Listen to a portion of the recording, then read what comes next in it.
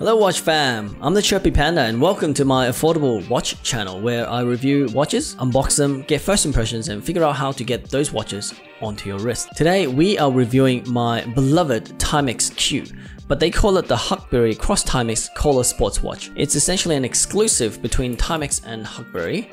Huckberry is a online retailer, I believe it's online exclusively, where they sell a lot of outdoors trekking, a lot of manly products. I think that's the best way to put it. And let me give you a quick spoiler alert. This is a banger of a watch, but there are a few niggles that you might need to take into consideration. And but that's basically it. Let's just jump straight into it after this intro.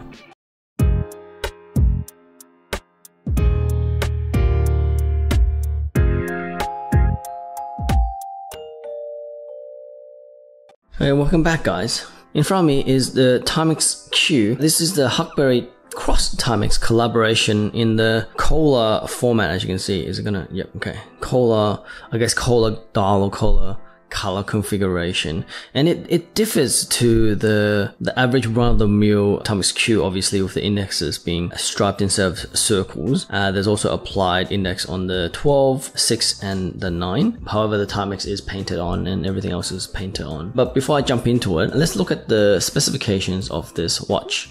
This is a 38mm diameter. I guess the case size is 38mm.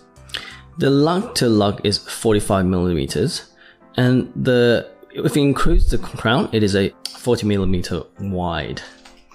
The thickness is 11.5mm.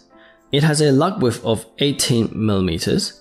The strap starts at about 21mm up top and tapers down to 16 at the thinnest end around here, and then kind of goes on from there. So very, very elegant and wraps around your wrist very, very well. And it has a 50-meter water resistance, and within this is a Seiko PC33 movement with obviously the day and date complication. So that's the run-of-the-mill specs in terms of how this watch works, how this watch is presented to us. In terms of overall comfort, because I guess the overall feel of how it is, I really, really enjoy wearing it. It's extremely comfortable to wear. One thing is that the band, it does pinch your hair a little bit.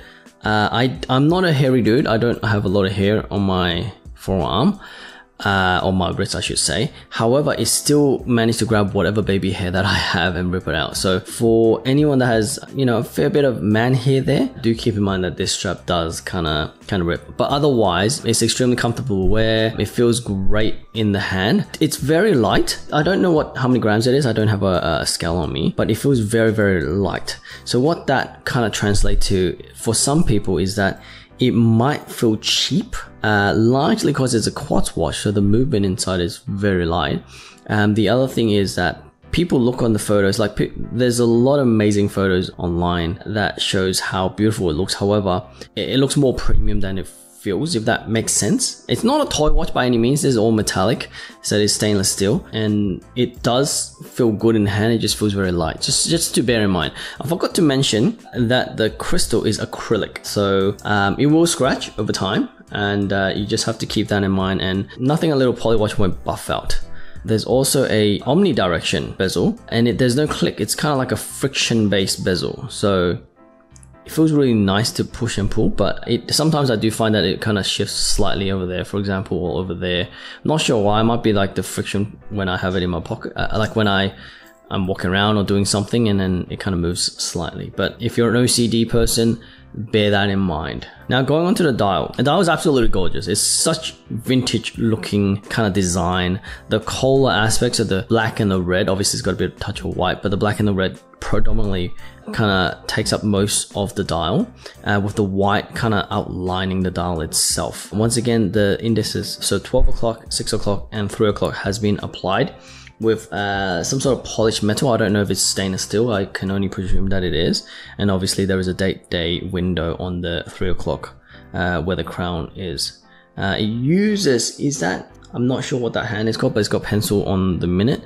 It looks like a Mercedes hand. I'm not sure. If you guys can find out, like, let me know. You guys, your terminology is probably better than mine. And then it's got a painted red seconds hand that kind of blends in a little bit. In terms of the Lume color, it's got that patina type kind of yellowish to it on the actual hands, but there is no Lume anywhere else other than the minute and the hour hand. So if you are a Lume fan, or if you like to go out at night, this is probably not going to hold up for more than 15-20 minutes. The crystal itself is a domed crystal, and it's got a little slight distortion on the edges. However, if you were to look at it on the side, it distorts a little bit, but on the top it's completely fine. It kind of is a throwback to the 70s. I guess this was an almost one-to-one reproduction of the original Timex Q.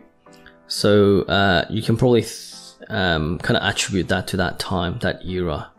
Now moving on to the case. The case is completely polished. The crown itself is easy to access, has a couple of clicks here, and then the movement itself allows for hacking, as you can see there. On the back of the case, you'll notice that little kind of Timex Huckberry signature there. And it actually even tells you what type of battery it uses. So this Timex Q uses 377E cell. I haven't actually had to change the battery myself just yet.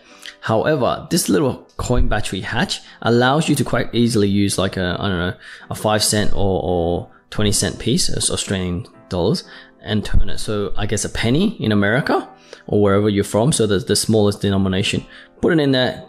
Quick turn, battery falls out. So you can change this, very reminiscent of the 70s quartz watches that was back in the day. In terms of the actual lugs here, it's a hooded lug. So the actual strap hides underneath it, as you can see. It's not really in vogue or in trend anymore. However, it gives that kind of integrated strap look or strap feel, and I think it's going to be hard to change the strap, but I've heard that you can actually put a NATO on this and it'll still look really cool because the NATO just hides underneath it. And I haven't really tried to change the strap just yet. However, you can quite easily access the spring bars behind the case like this relatively easily. In terms of the polishing, it's acceptable. I really should get like a glove. I always leave my fingerprints, my bad. It's acceptable. It has a distorted polish. However, I forgot to mention that just where the lugs are, the hood, I should say, it's like a horizontal brushing, and it's not super rough, but it's relatively rough, so it could be done better. However, because of the dynamics of the polish, it's a high polish, it's a good polish that transitions onto the brush. It looks really, really nice. And in terms of the bezel, underneath here, it actually is painted black. I don't know if you can see it. Like the bezel is almost like a UFO type of bezel. Can you see how it's like overhangs a little bit? It's got a little, how would I say it? It's got a lot of different dynamic look to it, because it's got this polish here. It's kind of like edged slightly there, and then it flattens right on top. It's just completely flat. And then you have this painted matte black bezel, and then it's serrated on top, and then you have the dome. It's multi-patterned, and I think that's why people love this watch, because there's so much happening on it that you can constantly just stare at it. I forgot to mention that the dial is also segmented. I love that look. It's one of my favorite kind of vintage style, like I don't know, the long jeans. Is it a Conquest or Heritage Conquest, where it's got like the segments and stuff? It's like, is that the 20s or is it Art Deco? I can't remember, but I love that style. Now, in terms of the movement, it's a quartz movement, obviously, because it's a Timex Q, as it says there, it's quartz. This may or may not appeal to certain people. For me, it is completely fine. It keeps time as accurately as it possibly can. I mean, it will be probably the most accurate watch you'll have in your automatic movement case, if you were to put it. But obviously, buying watches, at least for me, is not about the accuracy of the movement, though sometimes I do look into it. It's really about the form of it, in a sense, how it looks, how it matches my personality. And I've been really on the hunt for vintage style watches, and this one being, you know, I guess the 70s is not really like pre-50s, but to me this is kind of vintage. It's before I was born, so it's good enough for me if it's vintage, and it just gives me that vibe where I can kind of rock it with like a modern day clothing, and it's a conversation piece because people look at it and it's like, oh wow, that's an interesting looking watch you have there, because it doesn't look like anything that you have now. I mean, I'm wearing the G-Shock Cassiope. I've recently just kind of changed it into a metal casing. That's a very interesting looking watch too. So that's kind of like my style, where it's not like, oh, I gotta buy the most expensive watch or most luxury watch. It's about the interesting conversation topics or starters that I have, and this one definitely does that for me. So the movement being quartz, not a huge problem. I love the fact that I can change the battery quite easily myself without getting all my tools out.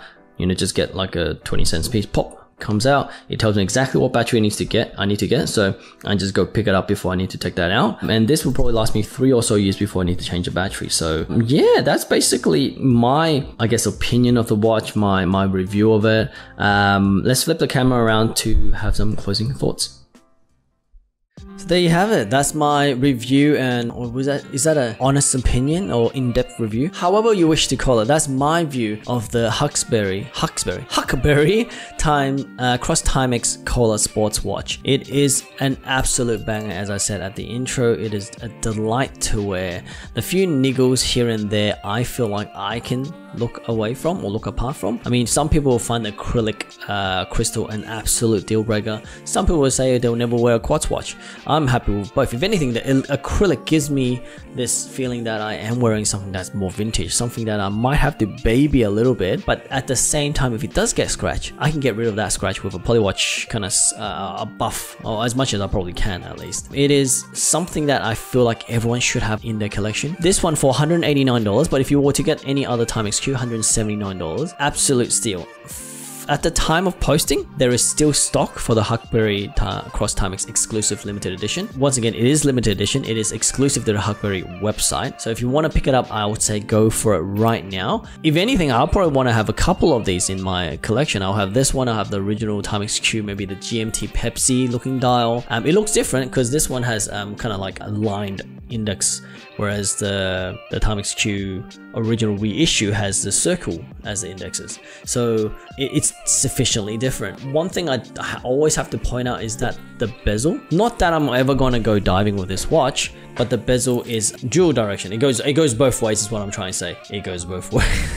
Yeah, so it turns both ways, which means it's extremely dangerous if you were to suddenly use this for diving experience, which I would not recommend. And also the strap for someone with a bit hairier forearm and wrist could be a nightmare. It'll be pinching those hairs like crazy. It somehow gets a hold of my baby like non-manly hand.